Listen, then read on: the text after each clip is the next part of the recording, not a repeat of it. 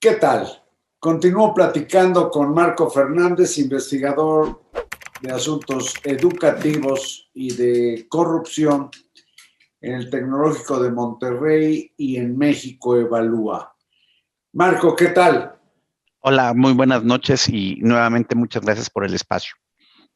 Pues anoche dejé planteado que con los recursos gubernamentales para la educación, porque hay programas, anuncios de los que no se sabe qué resultados tengan, y quiero tu visión, Marco.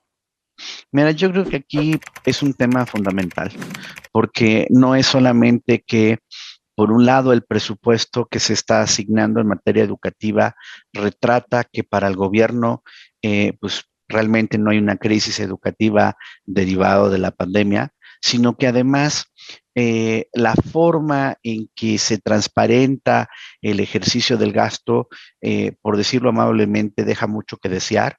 Habíamos hablado de que tienes aprendizajes mermados, pero no han querido financiar una evaluación diagnóstica sistematizada en los distintos niveles educativos para dar cuenta de qué tamaño es el problema. Y para quienes nos están viendo, países como Chile, por ejemplo, o Colombia, sí lo han hecho y no han tenido tapujo en decir, sí, pues obviamente es un enorme problema de la caída en el aprendizaje de los chicos y empiezan a ver cómo van a atender ese problema. Aquí estamos navegando a ciegas. En la parte del Perdón, presupuesto, aquí inclusive se desmanteló o pues, se mató a la institución que evaluaba todo lo que tiene que ver con la educación.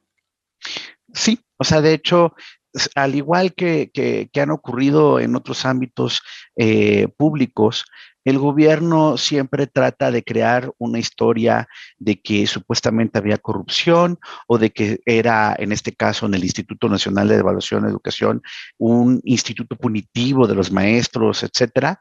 Y otra vez, en el caso de las acusaciones, por ejemplo, de corrupción, jamás han mostrado o presentado una denuncia penal ante la Fiscalía General para poder hacer las investigaciones, incluso en materia de infraestructura educativa.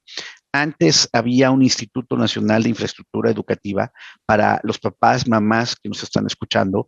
Ese instituto tenía la función de poder verificar que la construcción o remodelación de las escuelas se hiciera con estándares técnicos, pues porque son importantes que si llega a haber un temblor o lo que sea, pudiéramos tener toda la protección de las escuelas, ¿ok? De las escuelas de educación básica. Se desaparece este instituto bajo el argumento de que hay corrupción. Otra vez, no hubo nunca denuncias, y se habla de este programa de la escuela es nuestra, que supuestamente tenía la virtud de entregar directamente a las escuelas el dinero para mejorar la infraestructura. Y aquí luego empiezan, como uno de los ejemplos, a aparecer el diablo y los detalles. ¿A qué me refiero? En el caso de la escuela es nuestra, que incluso para este año, por ejemplo, representa el 5% del presupuesto total en materia educativa.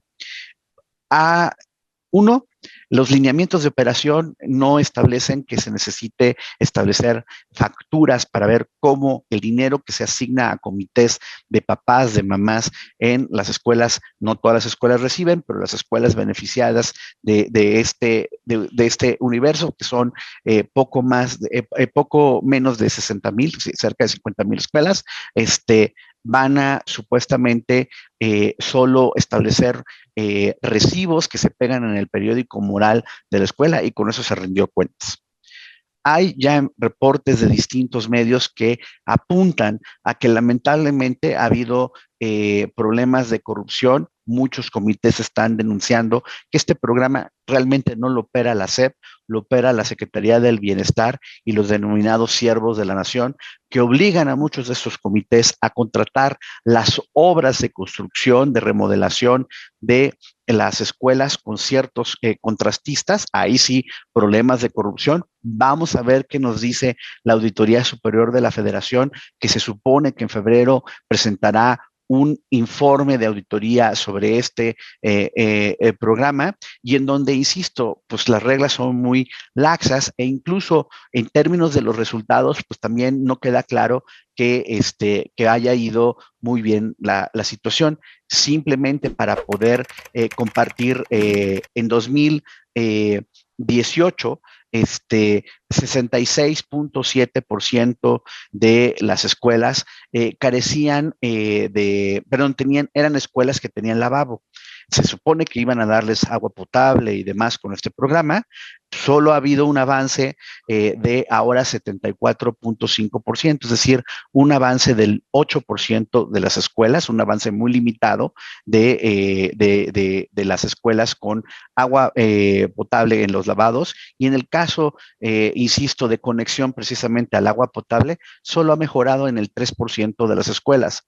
Y el otro ejemplo que empieza a evidenciar otra vez las ocurrencias de cómo se toman las decisiones en materia del gasto, es que había un programa que se llamaba las escuelas de tiempo completo, de las cuales había cerca de 47,000 escuelas de tiempo completo y en las que en un universo importante había la dotación de desayunos escolares, incluso de comidas, porque eran jornadas amplias donde las evaluaciones que se habían hecho del programa por parte del Coneval sí mostraron que justo los alumnos que iban ahí aumentaban o mejoraban sus aprendizajes, ¿no? Por las horas extras en las que estaban los chicos estudiando.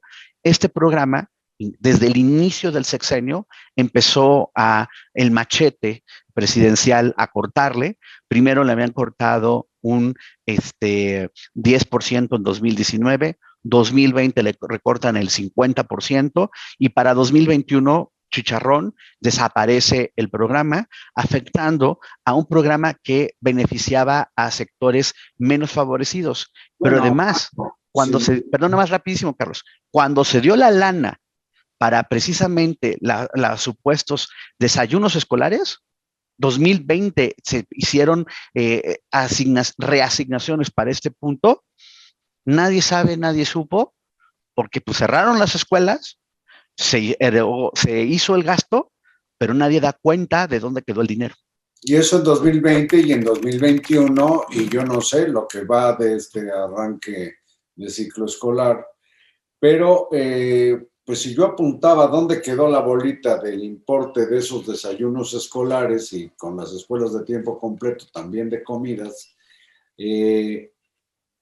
pues parece ser minúsculo frente a la millonada que debe significar lo del programa de La Escuela es Nuestra, en que se daban, no sé si todavía daban recursos a cada escuela sin la obligación de tener que presentar facturas, es el colmo.